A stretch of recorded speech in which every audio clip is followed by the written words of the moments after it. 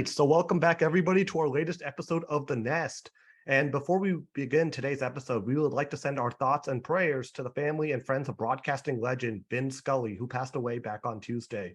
Scully had an incredible career as he called games for the then Brooklyn Dodgers back in 1950 all the way until 2016. He also called the World Series for several seasons and was additionally a broadcaster for both football and golf. And he was an incredible person who will definitely be missed by all of us today. And additionally, for our show, I'm very excited to announce our panel today, which includes Rohan Venkatesh, Anirban Chakraborty, Untitled and Gautham Chitturu, the co-host of the Die Up podcast. And so just welcome everyone, and Gautham, welcome to the Nest. Thank you for having me. It's a pleasure. Yeah, good to be here as well, and good to welcome a new member of our panel, Gautham. It's always good to see you people join the panel and welcome over to the Nest. It's good to have you over here. Yeah, thank you so much. Yeah, it's cool. I run my own sports podcast with a couple of my friends, and I know some of these guys here, and it's cool that you guys are doing this. It's fun to talk about sports, so we should get into it. Definitely. Yep. So today we have a couple topics. We'll just be breaking it down into segments. So we'll be talking about the NFL in news, the Major League Baseball trade deadline, and also the EPL season, which just began. So we'll have three topics, major topics. We'll break down into subsegments, but each topic we'll roughly try to talk about for at most 15 minutes. So let's begin with the NFL. So there were obviously major developments that happened this past week. I mean, Deshaun Watson was suspended for 6 games, and there was also the Stephen Ross and Dolphins tanking allegations that came about. So let's talk about Deshaun Watson first. So he was suspended for 6 games, and I just wanted to get everyone's thoughts on this. Well, yeah. I mean, these are definitely serious allegations, and the allegations are very damning. And I mean, if true. And at this point, it looks very likely that they are true, given the circumstances and the number of women who have come forward. So given all of that, I mean, obviously the NFL has to work with less evidence than a legal court does. But especially given that and the fact that the NFL generally doesn't hesitate to hand out severe punishments when there's circumstantial proof at best, considering the fact that players have been suspended for several more games for things as simple as substance violations. And I'm not even talking like performance enhancing substances. I'm talking like for simple things like marijuana and stuff. When things like that can be punished with way more games suspension wise, 6-game suspension, given the nature of these allegations, definitely kind of gives me the signal that the NFL is treating Deshaun Watson with kids' gloves over here. So it's not a great look for the NFL, to say the least. It's not a great look for Roger Goodell. That said, I mean, the NFL is, they are looking into appealing that 6-game suspension, potentially to bring about an even more severe suspension. We'll have to see how the evidence does play out, but aside from the legal proceedings or whatever proceedings the NFL may be going through, it is a black mark for the NFL overall, and it does kind of reflect badly on the league, despite the fact that the NFL has been trying for several years to kind of project an image of being behind these like progressive ideas and being behind women and stuff. That said, I mean, they have a long way before living up to that ideal. And Deshaun Watson, as bad as the allegations are, this is a symptom of a larger problem, and I think the NFL is a long way to go before we could really get to a place where the fans and the owners and the players can all have faith that this is a system that works for people who are generally law abiding and generally not committing these egregious violations, especially considering the serious nature of especially when you're talking about things like sexual assault and stuff. It's a very serious allegation. So I mean, I personally think that right now a 6-game suspension, for now, I guess seems a little light.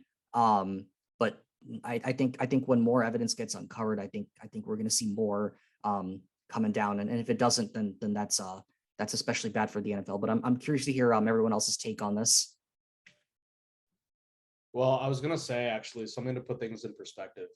The Calvin Ridley incident for gambling, he was suspended for 17 games for that. Josh Gordon for the marijuana possession was 25 plus games. So I can't really say I'm surprised about what happened. And that's the really upsetting thing about this, because the NFL has demonstrated from time and time again that they just do not view sexual assault in the same light as they do other issues or other, actions that some NFL players have taken in the past that results in suspension. It's upsetting, and hopefully the suspension is longer than 6 games. Because another thing that I was thinking about is the fact that when they decided to suspend him, the NFL court, I guess, not the real court yet, but the NFL court has determined that there was wrongdoing. And in this case, the wrongdoing was sexual assault. So to have that acknowledgement that the NFL itself has confirmed the wrongdoing with whatever evidence that they have and only suspend 6 games solely based off of quote unquote precedent. And I'm not sure what that precedent is referring to. It might be referring to the Ben Roethlisberger case, but it's just egregious. It's very difficult to think about. Well, I mean, even if you're looking at precedent, right? I mean, like in the past, I mean, we looked at other incidents like the Ray Rice thing. I don't know how many games he got. He got 2 initially before the video came out, and then he was indefinitely suspended. But he was actually only suspended for 2 games initially, which is pretty bad in and of itself. Like from a precedent standpoint, I mean, if you're going to base all of your subsequent decisions based on precedent, then maybe you have to really look into what your precedent really is. I think the underlying issue over here is that if you're looking at their suspension for other issues like substances or gambling, for example, I mean, substances, I guess they do that to just kind of like signal to the wider public overall that we're cracking down on these things. But when of course, when it comes to gambling, I mean, the NFL has a financial stake in that, right? Because with the legalization of sports betting, the NFL has a much wider interest in making sure that the integrity of the game is upheld. And in addition to that, the NFL also has an interest in keeping it that way because potentially they could be profiting off of casinos and other gambling institutions when these wagers come through. But even so, from a practical standpoint, that's probably my suspicion of what's going on, like below the surface, like below what everyone else is talking about. But honestly, that kind of makes it worse, right? Because if that is the case, it sends the signal that the NFL is really only there to protect its bottom line. It's only really there to protect its financial interest. And I mean, I'm not surprised about that. All businesses do that, but with this Deshaun Watson case and suspending him for 6 games, given the evidence that they have, it really, I mean, and if you take into account the other precedents where, I mean, as Amartya mentioned that Ray Rice only got 2 games initially, I can't help but think, of course, I'm not a woman, so I can't really put myself in their shoes, but I can only imagine that if an average female NFL fan is watching, they're probably thinking, okay, the NFL doesn't hesitate to throw us under a bus, and that's just not really that's obviously bad from a business perspective because you can't really bring in more fans, but more than that, it's an outrage from an ethical standpoint, from a moral standpoint, and this is not what the NFL should be standing for. It's extremely bad, to say the least, and it's an egregious injustice. So the NFL has a really, really long way to come before they can really claim to live up to their so-called values, and that's pretty much the extent that I would have to say about the NFL's handling of this. But it's overall, it's just not a good look. Yeah, if I could go on. Go. No. Okay, yeah, I was just gonna add on a bit. I mean, I definitely agree with what Rohan and Gautham have already brought up, and I do want to mention actually that when we talk about suspensions in kind of the history of it. Gautham was mentioning the kind of precedent as one of the justifications given for the sixth game. And actually, what I was reading online was actually about the case of Greg Hardy on the Cowboys back in, I believe, 2015 as a defensive end, where they actually reduced his suspension from 10 games to 6 games for domestic violence, precisely actually because of the whole so-called precedence argument.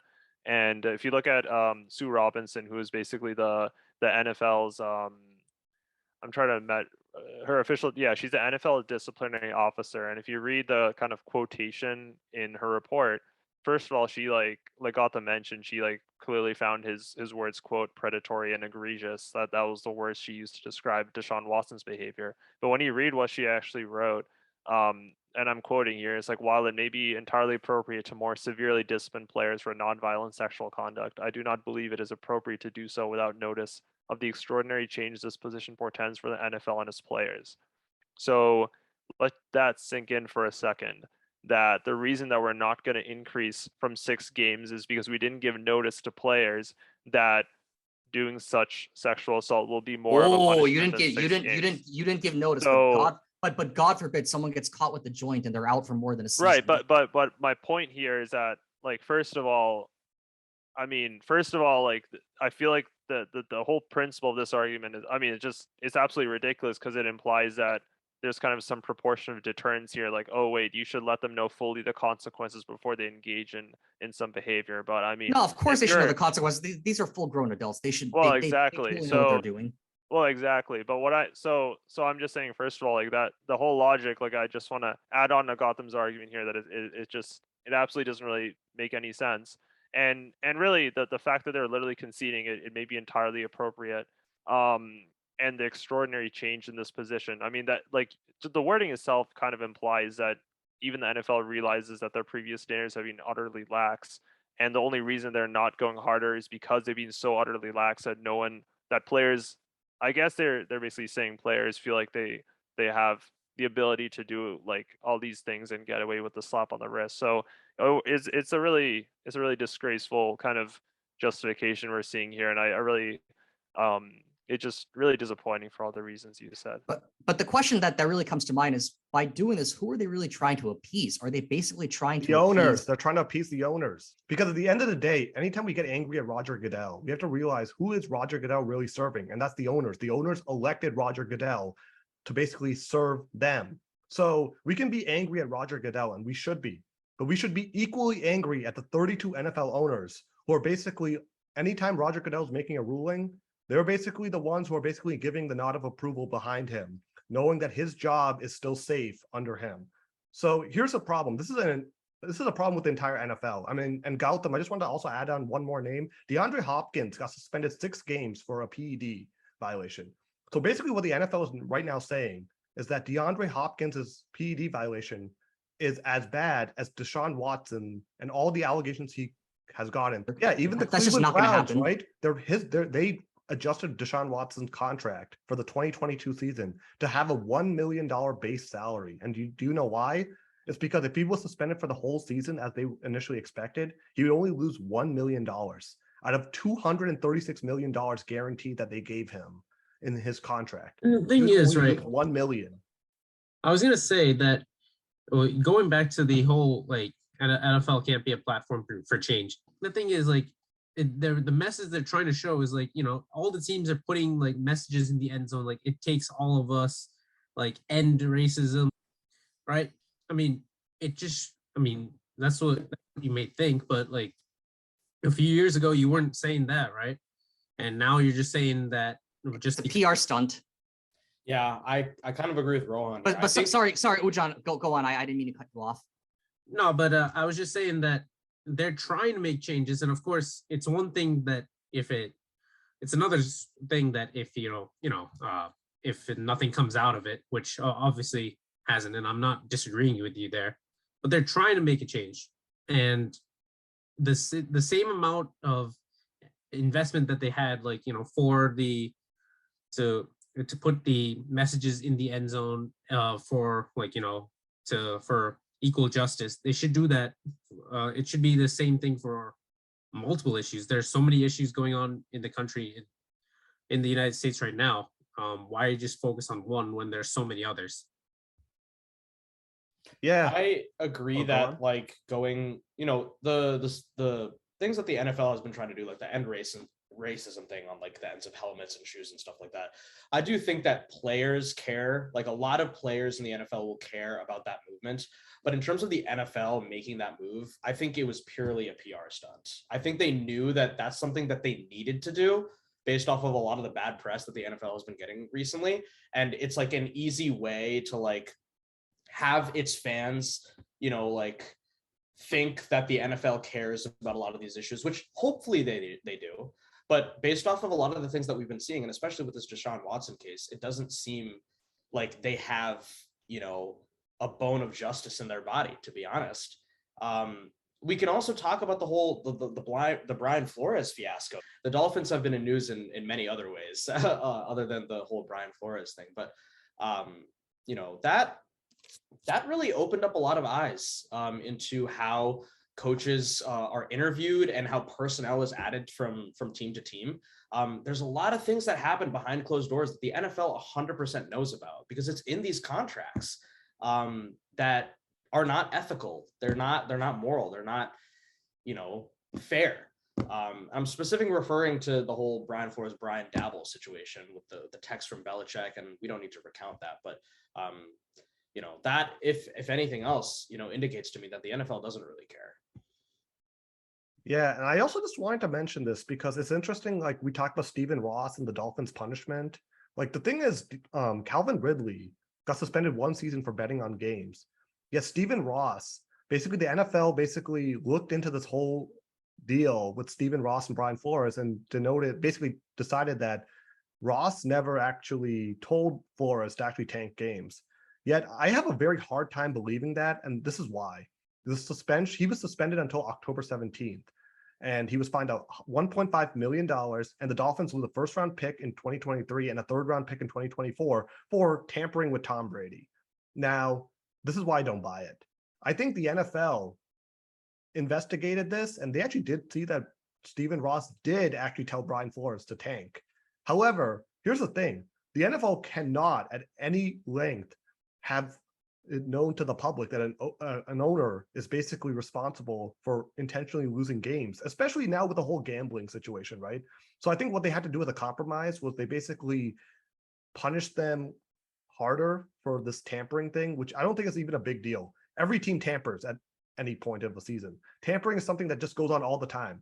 I think what happened is under the hood, the NFL is giving the suspension for the tanking of games, but they're putting it under the whole label of, oh, they tampered with Brady, so that's why they're getting suspended. This is not a usual punishment at all for like tampering with players, even if it's Tom Brady. So we can talk about Brady, but that's not what I'm trying to say. Wait, so you're saying that this is like basically a pretext to and the real reason is something else? Yeah, of course. We see tampering all the time. It goes on all the time.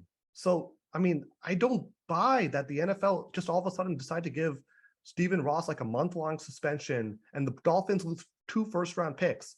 Previously, when the Patriots lost their draft picks in Spygate, Deflategate, all those scandals, it was due to something. I mean, Deflategate was a different issue altogether, but in Spygate, they were punished, and it was a pretty steep punishment for like breaking the rules. In this case, I don't think tampering with the rule breaking they did. I think it was actually like tanking games.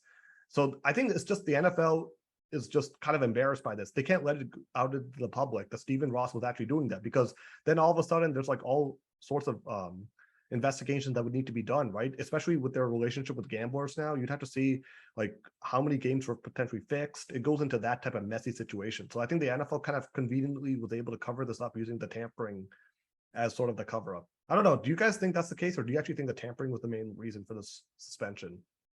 It seemed kind of like a bizarre charge because if you're really talking about like what is tampering, right? You're talking to a player saying, "Hey, come to our team." Like you're trying to woo players. I mean, obviously Brady was still under contract at the time. I guess you're technically not supposed to do that, but you can't really stop people from calling up players and talking to them. That's not really something you can stop people from doing. I mean, that gets down to just like basic speech at that point. I mean, obviously the NFL can find ways to regulate that, but it's really hard to enforce such a thing. And it seems like even if even if this actually were about tampering, it seems like an extreme case of selective enforcement, to say the least. When it seems like, and I mean, I would acknowledge this too, that such things probably do happen very often. Yeah, I was gonna bring up the point that I think that tampering was a major reason why the suspension was made, because it wasn't like he was just talking to Brady. They were talking to Sean Payton too, coming on as the head coach for the Dolphins. And then I think what happened was Sean Payton like immediately retired after that. But it wasn't just Brady. They were doing it in like multiple different organizations in the NFL. So I think that's the reason why it caught wind, because like, you know, they were pulling from multiple different places. But I also see your point, right? Like it does happen all the time. It definitely happens all the time. So I'm not sure. So I guess for the Dolphins, their real crime was that they made it too obvious by going to multiple teams. Like I guess when you go to multiple teams, like the likelihood that somebody will leak it to the press, that likelihood just dramatically increases. I guess in the future, if someone else wanted to do this, and you can take it from me, somebody will try to do this in the future. They're just going to be smarter about it. They're going to cover their tracks a lot better. The Dolphins, they didn't do a good job in covering themselves up very well, and that's kind of I kind of see that as the reason that they're in the situation that they're in right now. I mean, yeah, they lost a draft pick. Like I guess they're kind of like banking on, okay, like what if Tua doesn't have a good year? Then what do we do?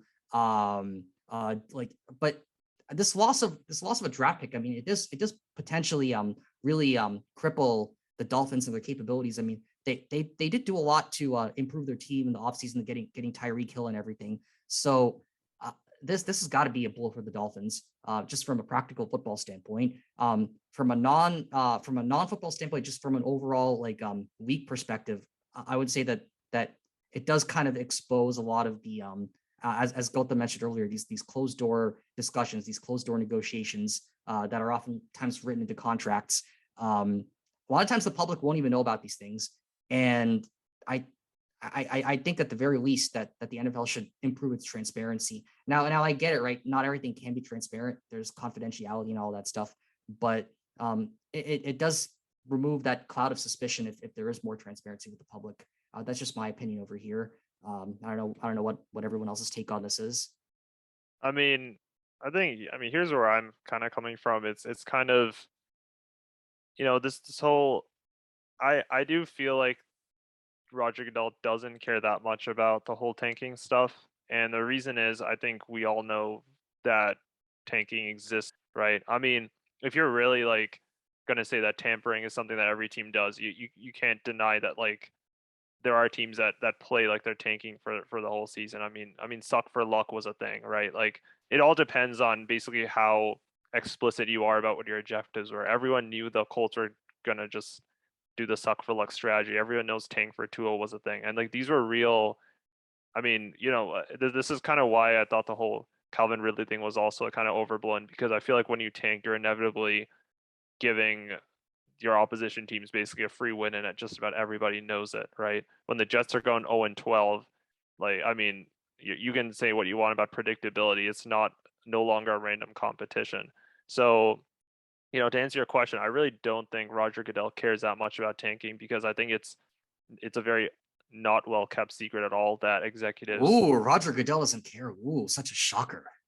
No, but I mean, I think Amartya was saying that he did care, right, and that the whole point of this was kind of a kind of secret way of punishing the tanking. I don't think so. I think everyone knows that tanking exists in this sport, and not just here. Obviously, you can talk about basketball too. That's another one which is particularly. No. It's not tanking. It's actually paying $100,000 for each loss. Like that's like what that gets into like the bribery realm. I mean, my point here is that like his point on the tampering is more on I think what I'm saying is that for me, it was probably more of the NFL basically was not saying it was just the money, because that would imply that tanking was okay. His point was that tanking was bad and the money made it worse, right? Because here's the thing: tanking is a very not well kept secret. But as long as you gonna go hush hush and say we're trying, don't worry about it. At least they can it's a plausible deniability game. But again, if you're going to say tampering exists, you have to admit that tanking exists as well. And I just want to go off that for a second and say that that was really disappointing news for me, at least. I'm not going to go ahead and say that like this is why the Patriots did not perform well in 2019 or why we lost to the Dolphins in Week 17 of that season. Like I don't think there's any evidence there about that. But it is disappointing because when you have a larger than life figure like Tom Brady at your team, at the end of the day they're all professionals. But as fans, we like to kind of imagine there's more to the story than that. So it is for me. It is very disappointing to hear about those allegations or not allegations. It's pretty clear that he was involved in. It takes two to tango when it comes to tampering. So he was very clearly involved with our AFC East rival at the time, which I'm personally pretty disappointed with. So, And I'm actually surprised that Brady's effectively getting a pass. I mean, you're not really well, hearing players just don't get that's just kind of how it works. Usually the teams are the ones who have the onus and when it comes to the liability, not the players. But I just wanted to point that out that it does that he was very well a player in this, and it's a real shame that he was doing that with the Dolphins while he was at the Patriots. I mean, I actually kind of push back on that a little bit. Like, I mean, while it is a little disappointing, like I don't really think like overall it's really going to change much in terms of his reputation in New England. Like I already think even before like the Dolphins approached him, he was probably already looking at other teams. So whether or not he was like less focused, sure. But I mean, at this point, I was already like personally, I'm in the opinion that if the Patriots had actually won Super Bowl 52 against the Philadelphia Eagles, he probably would have left then because I think he was just fed up with the Patriots. But that they lost in such a sour note that season, like where he threw for the record 505 yards and they lose to Nick Foles, I think that kind of like inspired him to come back and at least get that sixth Super Bowl. So I don't know. Like I'm overall like okay. I think he did view 2019 as his last season, anyways. I think he was just tired of Belichick, and he's made that clear regardless. Whether or not he should have talked to the Dolphins, I don't think he should have done that. He didn't do it right, but at the same time, like I'm not going to like really hold that too much against him. At the end of the day, it is disappointing, but I also do think, anyways, he was already on the way out, and I think like he was already very dissatisfied with the Patriots. So what is telling though is that I think we can all agree that that we pretty much come to agreement that tampering happens and that it's almost a routine thing. Sometimes it gets enforced, sometimes it doesn't. But it seems like in this case it is being enforced. And so when the NFL makes a decision to actually enforce the rules on things like tampering, it is telling that they went after the owner. They went after they basically went after everyone else except for Brady. That well, part that's because players can't be punished for tampering. That's just the rule. rules. The onus of the rules is on the team for taking the action. So that's, but I mean, I think my point there is more like, I mean, again, I'm not making excuses for how poor our season was or anything. I'm just saying, like, at the end of the day, I mean, you can be dissatisfied, but like, you're making a lot of money to play for the Patriots, and I think it's good to be. I mean, the whole thing about Brady that we've liked for so long is that he's really that kind of approachable, like I'm just here to play football, like dude, no drama kind of personality, and I just think, at the end of the day, I mean, doing it with your AFC East rivals kind of lame. That's just how I'm just gonna like call it like I see it. Like I think tampering happens, sure, and maybe every run of the mill guy does it, but when you have like the greatest quarterback of all time doing it with your rival in that season, that just doesn't personally sit right with me. And when people say that, like I'm not gonna, obviously I think it's like I don't think it's mutually exclusive. You can be tremendously grateful for 6 Super Bowl titles and putting the Patriots on the map, and at the same time be disappointed by some of the things he's done. Well, yeah, I mean, this is totally separate from the time he had in New England. And of course, I've always admired him as a player and all that he's been able to accomplish. But you got to the two are separate things. There's the guy on the field and there's the guy off the field. And off the field, it seems like he's done some questionable stuff, to say the least. But that said, I don't think it should really complicate his legacy too much, just because of the name he's made in New England. Of course, adding that 7th Super Bowl ring in Tampa as well.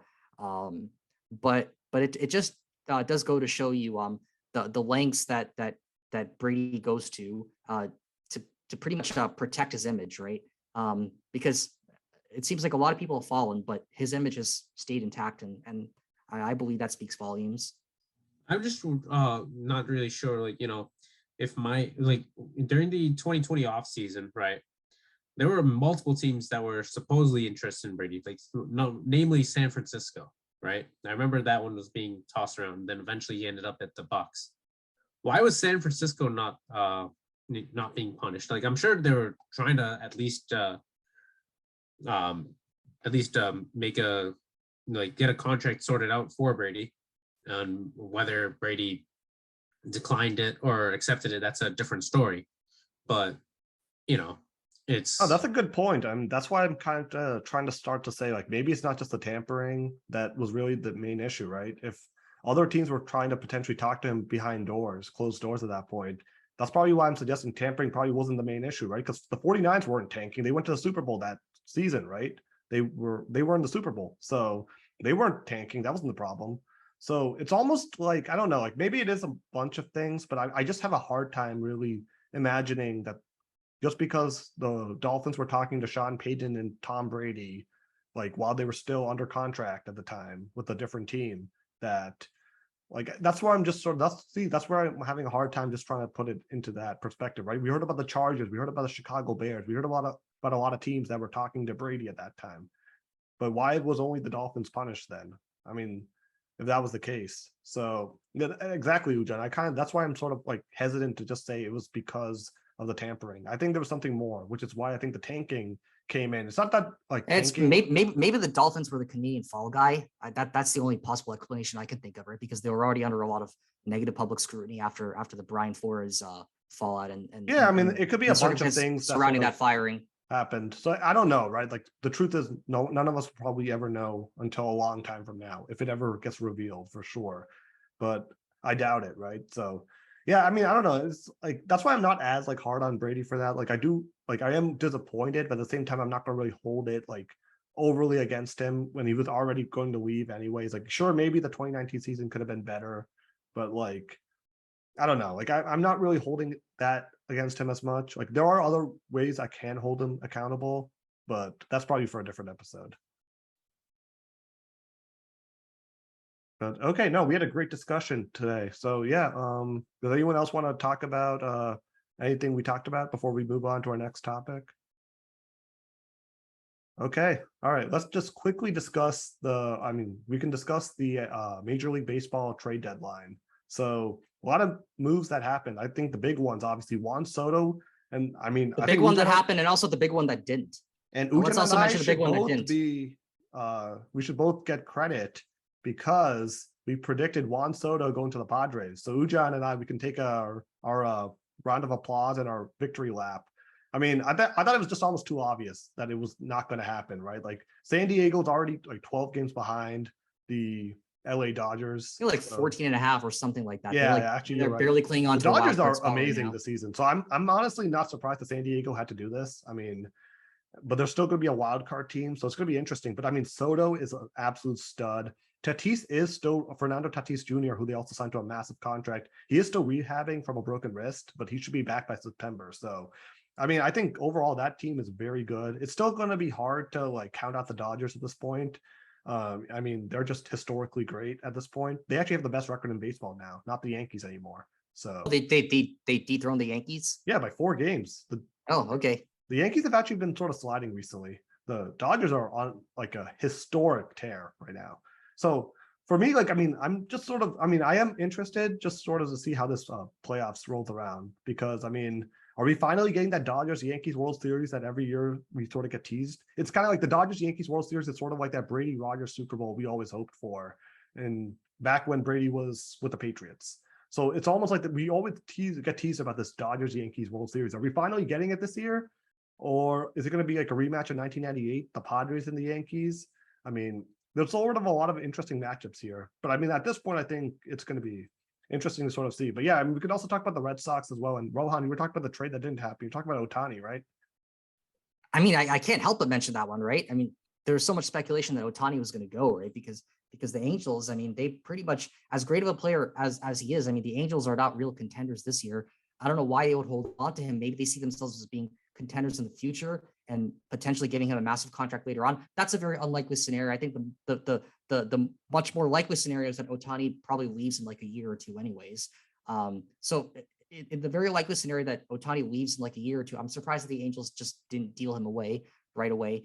I guess history will tell whether that non-decision is really going to impact the course of baseball for years to come. But when you have this like unicorn player like Shohei Ohtani who can hit and pitch, but you're basically on a tanking team, there's not really much you can do. I mean, yeah, I mean, you have one great player, but I mean, baseball is definitely much more of a little bit. It's more of a team game in the sense that there's 9 different people in the lineup. So the impact that one person can have in that lineup is fairly limited compared to other sports where you have not as many people in the lineup. But yeah, for a player of his caliber, I'm surprised that something big didn't happen with him. I mean, the thing is, it's like, I mean, at this point, it might just be they're waiting for the offseason, right? Because mid-season is usually when teams get desperate for that real contention run. So at that point, like, and I'm surprised that a team like the Padres didn't try to pursue him, right? well, they got Juan Soto, right? So I guess they made a decision to pursue Juan Soto and not Shohei Ohtani, yeah, I mean, which is interesting, younger, right? So yeah, but not that much younger. well, he's 4 years younger. He's 4 years younger. That's pretty substantial. But Shohei Ohtani is also young. I mean, he's 28 versus 24. Yeah, but the 28 is not necessarily old, right? He's definitely has many more years to go. So it's not like you're signing some guy like near the tail end of his career. It definitely would be a situation like that. At least with signing someone like Shohei Ohtani. In the case of the Padres, though, I think they pretty much came out of this trade deadline as basically the winners, right? Getting Juan Soto, and of course, like the Nationals, I think they got 2 outfielders in exchange for that. The Padres, I mean, they did deal Eric Hosmer to the Red Sox, and now the Red Sox have Eric Hosmer. The Red Sox now also have Tommy Pham. So those are the 2 major additions of the Red Sox that they got at the trade deadline. Of course, the two major departures are Christian Vasquez and John Diekman. I'm not really too sad about the John Diekman trade. I mean, sorry, Jake Diekman. Sorry, yeah. I'm not too sad about that, considering the fact that the Red Sox bullpen was pretty much struggling. And it was kind of awkward to see Christian Vasquez go, though, especially since he went to the Astros and the Red Sox were playing in Houston when that happened. And literally one day he's in the same city wearing one uniform, and the next day he's wearing the other one. So it's kind of one of those awkward situations that happens at the trade deadline. Yeah. Okay. Yeah. No. I agree. I just also wanted to bring up one interesting point, because this recently dawned on me more, and it actually kind of makes me kind of annoyed. So I just want to share this with everyone. I want to hear what your thoughts are. This is kind of an open discussion. So why is it that every season since 2017, the Astros, the Yankees, and Dodgers, consistently great teams every season, right? Since 2017, every season those teams are always great. They're always among the best teams in baseball every season. Why is it that the Red Sox, who have as much money as those 3 teams, why is it that they're so like up and down? Like, obviously in 2018 they won a World Series, so I'm talking about 2019 onwards. From 2019 through 2022 now. Well, made to the ALCS last year. Yeah, but what about this year? What about 2020? Like why is it that the Red Sox are being so cheap, whereas these 3 teams every season are good? I mean, I know they made to the ALCS last season, but like looking now, like doesn't that kind of seem like a fluke when you compare 2020 and 2022? I can't help but think that some of the ghosts of 2011 are still haunting the Red Sox. No. What does 2011 have to do with? Well, like these what? big name signings going bust, and I think. What does it have to do with 2011 though? That's like a different era. Like nobody from 2011 is even on the team. No, of course it's a different era, but for the Red Sox overall as a team, I mean, like anyone who studied the history of the Red Sox, they pretty much know that they had all these big name signings, and that team was built to win the World Series with all these with I mean Adrian Gonzalez, Carl Crawford, I mean all those people, right? And I don't buy that though. Why is it that the Dodgers, who have big signings every year, why are they so good then? They have big signings every year. Where are these struggles that happen to the Dodgers for signing big names? So maybe Mookie Betts, right? They signed Mookie Betts to a 13-year contract. They won the World Series. You can't use that as the and these big name signings. I mean, they may work out in some markets, but maybe because it hasn't worked in Boston, maybe the management is trying a different approach. I mean, I know Chaim Bloom, he's much more in favor of like signing cheaper players, developing them through the system and all that, like switching through the farm and everything. But I do kind of agree with you that at some point you got to open up your wallets. There's only so much you can do. But maybe the other possibility is that maybe they're trying to model themselves off of the Rays, where they just massively underspend, but somehow manage to overperform. Anytime someone says that they modeled themselves after the Tampa Bay Rays, that just drives me crazy. You have like $200 million payroll, and you're trying to model yourself after a team with $50 million payroll. Like how? But something's got to be said about the Rays, right? With such a low, they don't payroll, win anything though. I don't care if they like do all this, right? If they're not winning anything, then what's the point of Moneyball, right? I mean, they've been fairly successful. And a couple of years ago, they went to the World Series. Yeah, but they didn't win the World Series. We talked about the Athletics and the Rays, right? The Moneyball strategy. They didn't win anything because at the end of the day, you need your stars, right, to perform, right? Yeah, but they got awfully close. They got awfully close, and and even if they didn't win, it does show that approach can bring you additional success. And with that additional success, it's only a matter of time before you do actually end up winning it all. I mean, yeah, you can say, okay, they choked and whatever. I mean, everyone was saying that about the Dodgers before 2020. Oh, the Dodgers serial chokers, whatever. But eventually your success does eventually end up showing itself. And maybe that's what Chaim Bloom is betting on. But why do you think the success showed? Isn't it because they spent a lot of money that offseason to get Mookie Betts? 13 years, $300 million? I mean, that's definitely a large part of the reason.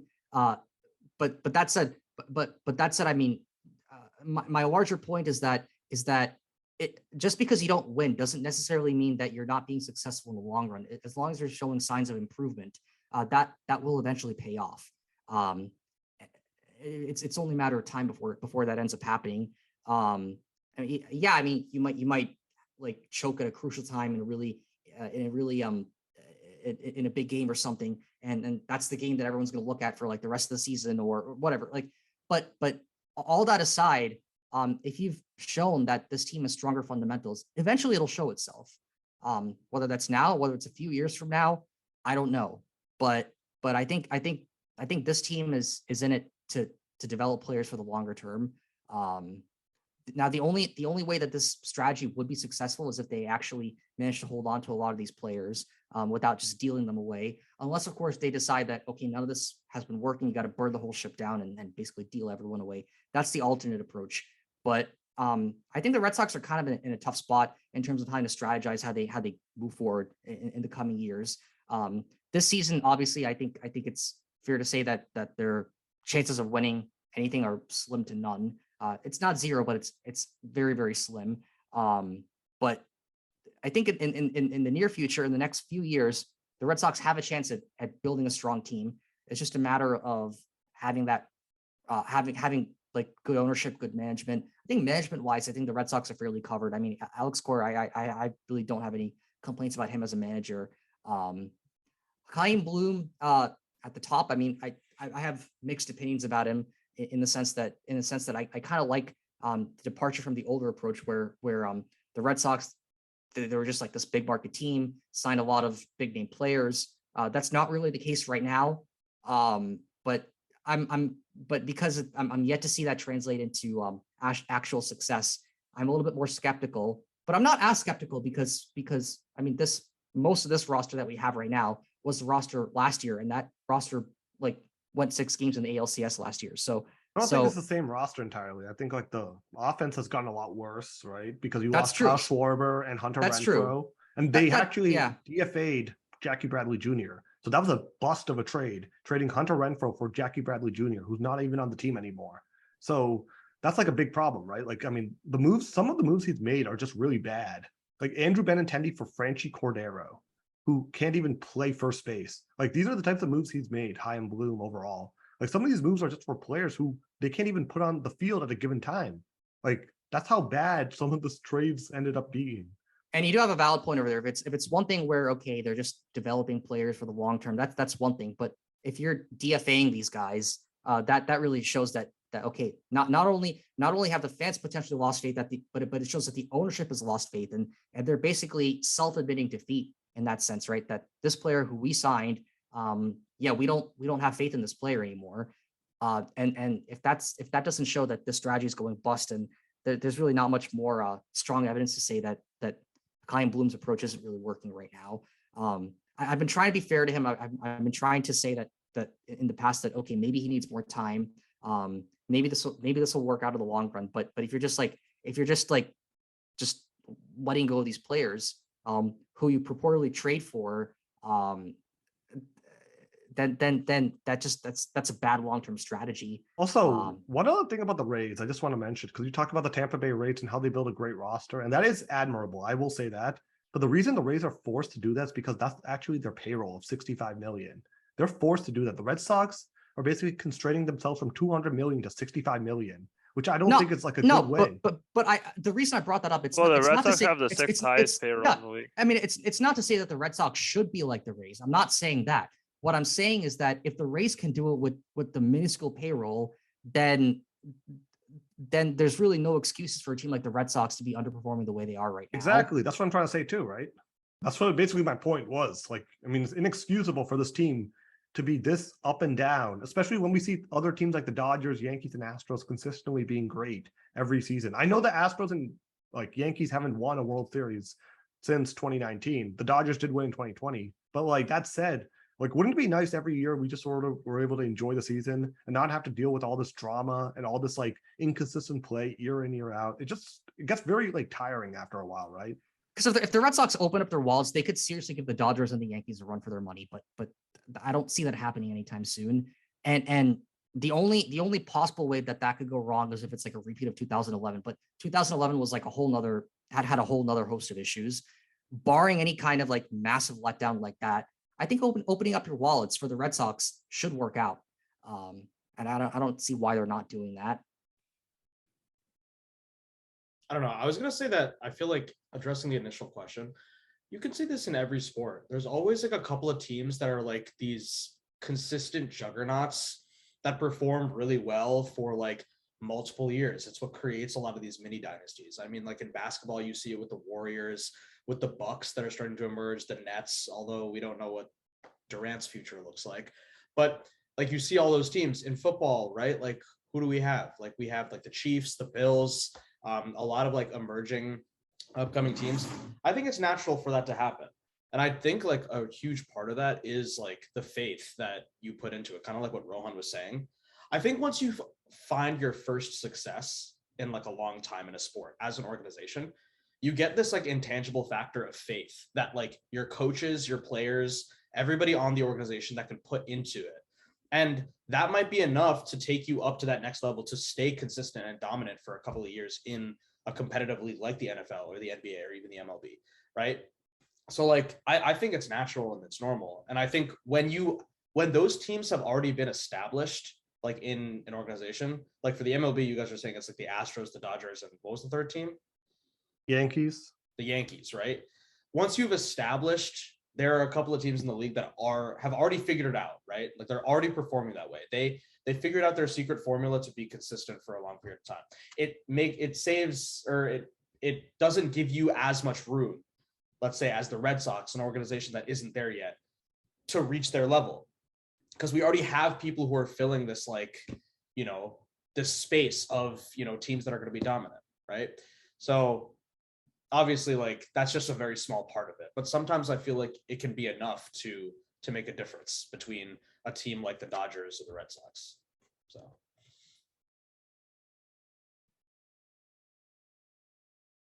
Yeah, it's also interesting to point out that for some reason or the other, the Red Sox have the sixth highest payroll in the league, around like 190 million. So, you know, given kind of like the cap restrictions, that definitely is a big kind of limitation on the kinds of free agents that they can sign. So, you know, that does beg, obviously, then that opens up the question of like, well, why are your wages so bloated, I guess, with the team you have? But it is important to note too that the Dodgers actually had to let go of Corey Seager and Max Scherzer as free agents for like kind of similar reasons of not being able to afford them. So the cap's not really an excuse. You can go over. You just have to pay the luxury tax and the other big name teams. Right, but I think my understanding, I was reading an article about this in Fansided, and it seems like with the collective bargaining agreement, it's still a little unclear what exactly the tax structure is going to be like for that. But basically, I mean, there is basically a finite limit that the Red Sox can go in right now, mainly because they're just paying so much for players at the moment. So it could be a situation, I guess, where they kind of feel pressure to really offload some of those wages before they go. But who knows? I mean, at least 2019.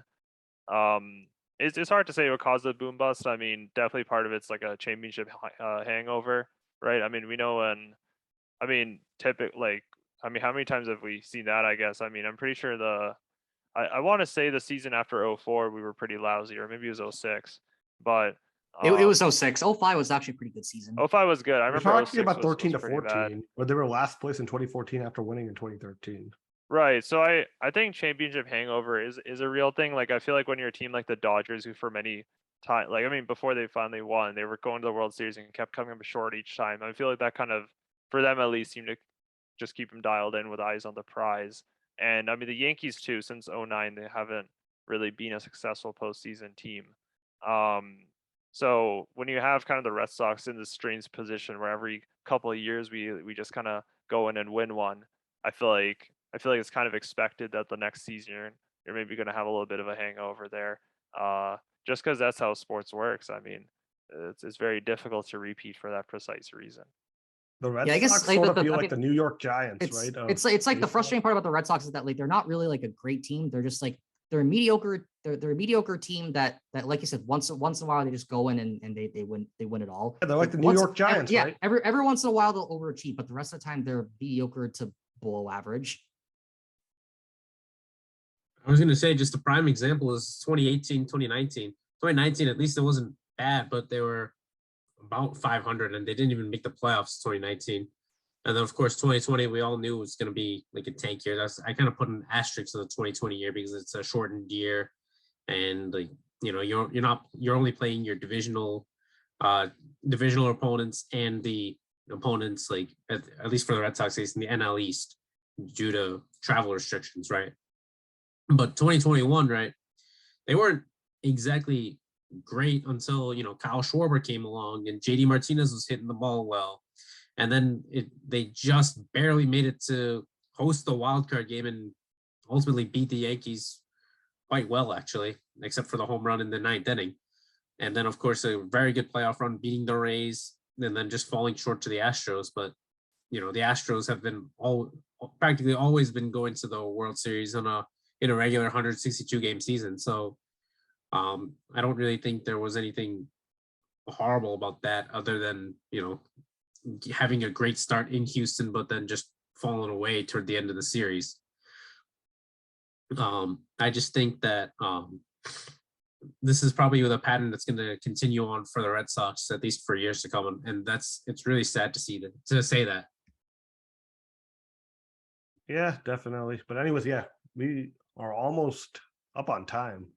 So let's wrap up our baseball discussion. I'm going to give Ujan and Nirvan and Rohan quick few minutes to discuss the EPL season, which just began yesterday. So guys, go ahead. Whoever wants to take Well, it'll actually began on Friday, but I guess the bulk of the games began yesterday. I mean, it was a disappointing draw to see Liverpool basically drop points against Fulham, right? That was like that 2-2 draw. Of course, that penalty call in that game I thought was a little questionable, but it is what it is. But it wasn't a great performance from Liverpool overall. But from an overall season perspective, I got to say that I mean, this is kind of going to be slightly more interesting of a season, but I still got to say that Man City's got to be the overwhelming favorite to win the league, because there's still the juggernaut that they were before. I mean, granted, they don't have Raheem Sterling anymore. He moved over to Chelsea, but for Liverpool though, I think the glaring absence is going to be Sadio Mane, who's basically gone. He's with Bayern Munich right now, but most of the roster. Wait, you don't like Darwin Nunez? Oh well, I mean he's pretty good too. He's pretty good too. So and granted he did get a goal in the match on Saturday. So and didn't City also add Erling Haaland this offseason from Borussia Dortmund, and they also have a Calvin Phillips? I believe so. Haaland scored twice today against West Ham, so he's already off to a flying start. I think with the Premier League, right? This is gonna be different compared to many years ago. Compared to, I should say, years past, because now you have a return of a big number 9, like as the focal point. As we mentioned, Erling Haaland with Man City, Darwin Nunez with Liverpool, Arsenal have a Gabriel Jesus. I think Chelsea are the one team that's kind of gone away with it. Harry Kane's still at Tottenham, right? So this is really something that is going to be very interesting. Pep usually doesn't like a true number 9, but now he has one in Holland, and at least through one game, it seems to be working out great for him. Yeah, I gotta say that Liverpool and Chelsea are probably going to be battling for that number 2 and number 3 spots. I still think overall for the title, though, I think it's still going to be Man City. It's probably not going to be a runaway, but I think Man City still got enough talent to repeat again this year as champion.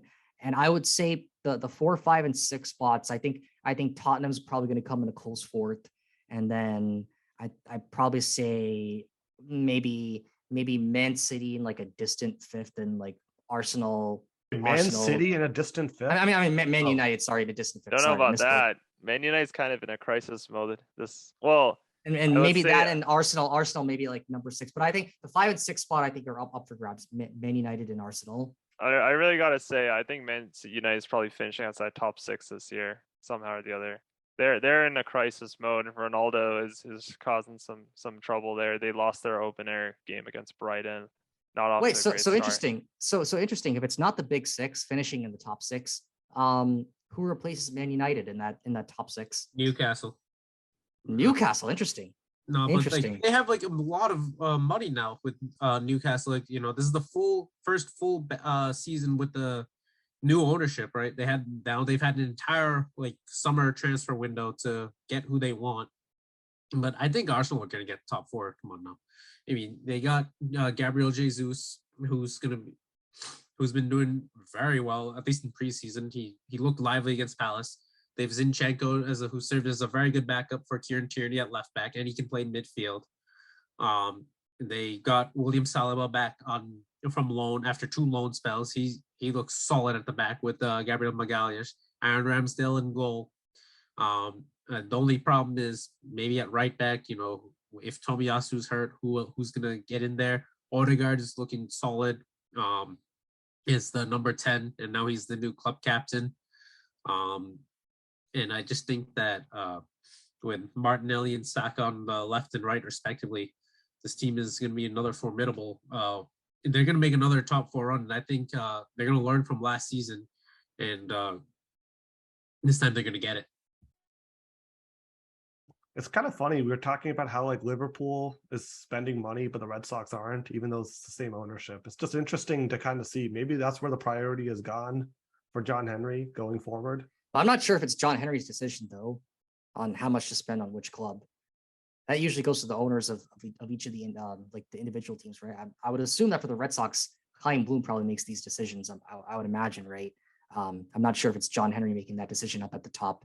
I'm not quite sure how it's determined in the EPL, but I think I guess but the EPL is also like a totally different league, right? Where spending extra generally does pay off, right? The richer teams are generally the ones that do better. That's also the case in American sports, but it's less so in American sports compared to soccer. But that said though, I don't really see anyone dethroning Man City this year. Same with same with the other leagues. I know Liga started in France also like this weekend. The Bundesliga also started this past week. Bundesliga, I don't really see any like viable challenge to Bayern over there. So I think in terms of like the European leagues, I think there really shouldn't really be that much of a change from last year. Champions League overall, maybe you might see PSG make a run for it every now and then. It feels like PSG might make a run for it, but they're usually stopped by, I don't know, like your Bayerns, your Real Madrids, or I see. Yeah, it'll be interesting, right? Like I think, I agree. I think it'll be of course. I mean, some rule changes. I think you're allowed 5 substitutions this year, up from 3, and we're also going to have a World Cup break in the middle of the season, so that should also add another dimension to it. But it's going to be an interesting season though. Moving forward though, I'm always excited for soccer. Yeah, definitely. Yeah, it'll be a lot of fun. So, yep, we are pretty much out of time. So that will conclude this episode of The Nest. Thank you, everyone. Great discussion we had today. We'll be back next weekend to have another weekend in sports. Excited for football season. Gautham, thank you so much for coming on. Hopefully we can have you back for football. I would love to. Thank you guys for having me. All right. Until then, have a great one, everyone, and we will see you again soon. Bye. All right, peace.